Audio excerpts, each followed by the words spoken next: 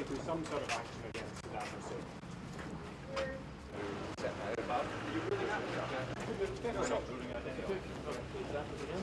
you very much indeed.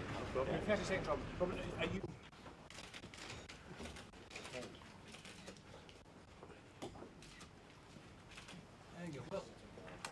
Can I welcome you all, and particularly warm welcome continuing unity on the Security Council. Iraq's eviction of UNSCOM personnel is but the most recent example of this belligerent behavior.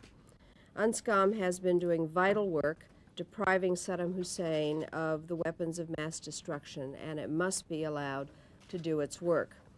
Yet again, the Council last night unanimously condemned in the strongest terms this latest in a series of unacceptable actions, demanded its revocation, and reiterated its warning of the serious consequences of Iraq's failure to do so. At some point, hopefully soon, Saddam Hussein will get the message that he has no choice but to come back into compliance with the requirements of the UN Security Council resolutions.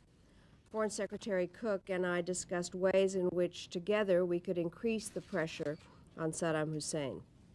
In this context, the Foreign Secretary informed me of Britain's intention to beef up its forces in the Gulf at the same time as we are doing so.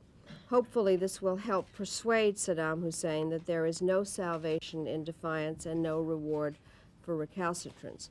We agreed to maintain intensive contacts with our P5 colleagues, Russia, France, and China, who have special responsibility to ensure that UNSCOM is able to resume its work unimpeded. And we also discussed ways in which we could better address the humanitarian needs of the Iraqi people through the mechanisms established by Security Council Resolution 986.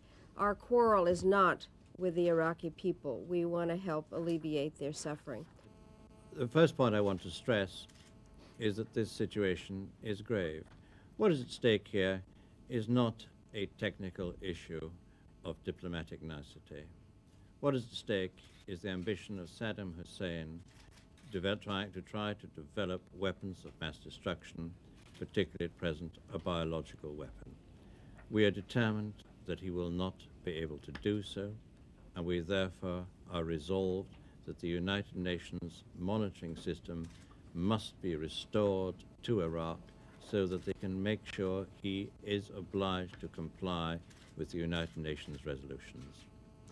Second point I want to stress is that we do have unity in the Security Council. Tell us what steps this is done. Thank you very much. Yeah. Do we go back up the way?